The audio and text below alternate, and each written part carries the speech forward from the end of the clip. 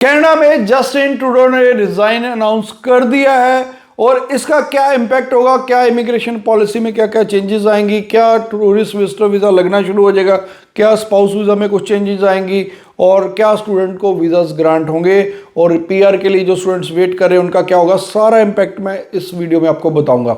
Bells Overseas, the sound of your future. Hello everyone, मैं Kapil Bhatia bells overseas से। Bells overseas से आप कोई भी क्वेश्चन क्वेरी कर सकते हैं, नीचे कमेंट करके हम हर कमेंट का आपको रिप्लाई करते हैं। तो जस्टिन ट्रूडो ने अनाउंस कर दिया है कि मैं रिजाइन देने जा रहा हूं।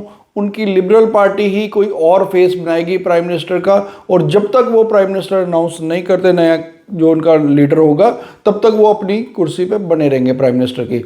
लेकिन अब उनकी पार्टी नया फेस लाएगी तो उसका क्या इम्पैक्ट होगा।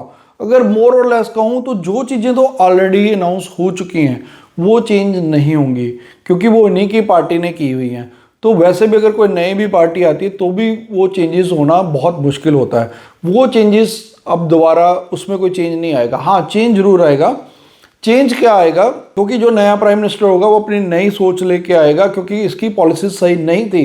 कहीं ना कहीं ट्रूडो गवर्नमेंट ने पहले बहुत बल्क में वीज़ाज बांटे और बहुत जो कह लो कि डिजर्विंग प्रोफाइल नहीं थे उनको भी वीज़ा दिया गया। इन्होंने बहुत सारे, चाहे अफगानिस्तान हो चाहे यूक्रेन हो, उनके बहुत सारे जो रिफ्यूजीज़ को लिया था, कहीं ना कहीं उसका भी इम्पैक्ट है, क्योंकि रिफ्यूजी कहीं ना कहीं आपकी इकोनॉमी को आके कहीं ना कहीं हैम्पर करते ही हैं। तो वहाँ कहीं ना कहीं इनकी पॉलिसीज गलत थी, तो उसका हर्जाना भी भुगतना पड़ा ट्रूडो को, क्योंकि अब वहाँ पर हाउसिंग क्राइसिस हुए थे, वहाँ पर इन्फ्लेशन है, यानी कि चीज़ों के रेट बहुत बढ़ गए, और दूसरा जो थोड़ा बहुत आपको पता है कि वहाँ पर जॉब के क्राइसिस भी थे।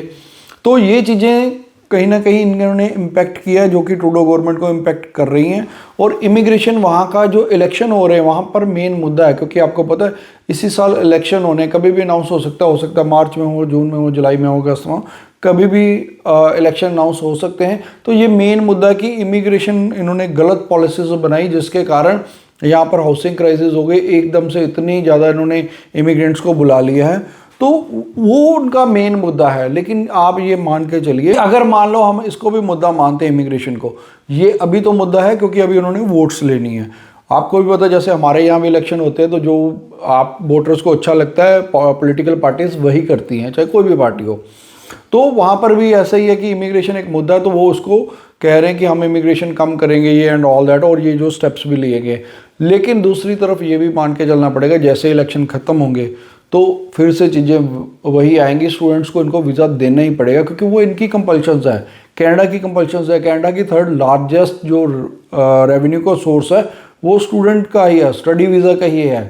तो स्टूडेंट्स को तो वीज़ा देना ही है, इनको देना ही पड़ेगा, क्योंकि ऑलरेडी जो इनकी यूनिवर्सिटीज़ है, कॉलेजेस हैं, वो और इनकी एयरलाइंस है, वो बोलना शुरू हो गए कि वो ऑलरेडी लॉस में चल रहे हैं। उनको कहीं ना कहीं दोबारा अगर पटरी पे लाना, अपनी इकोनॉमी को भी पटरी पे लाना है, तो स्टूडेंट्स को वीज़ा देना ही पड़ेगा। और प्लस जो पहले भी, अगर मैं बात करूं कि 2023 में बहुत सारे वीज़ास ग्रांट हुए थे, तो 2024 में कहीं ना कहीं कोप अप भी हो गया, वो कहीं ना कहीं एडजस्ट हो चुके हैं।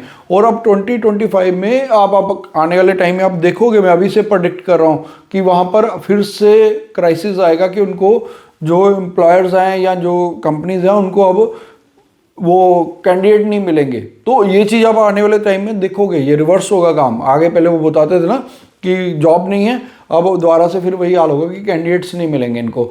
तो इसलिए अगर उसको भी इन्होंने बैलेंस करना है तो इनको वीज़ास ग्रांट करने पड़ेंगे। स्टडी वीज़ा के लिए आने वाला टाइम बहुत अच्छा है, लेकिन जो स्पाउस वीज़ा है उसको मैं मान के चलता हूँ कि स्पाउस वीज़ा आने वाले टाइम में टफ होगा। इसके लिए वो हो सकता है कुछ और रिस्ट्रिक्शंस भी लगाएंगे, क्योंकि ऐसी प्रेडिक्शन की जा रही है।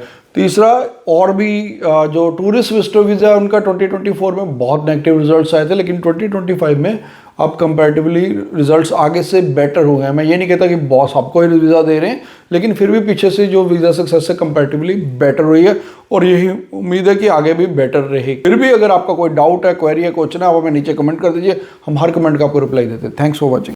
Bells Overseas, the sound of your future.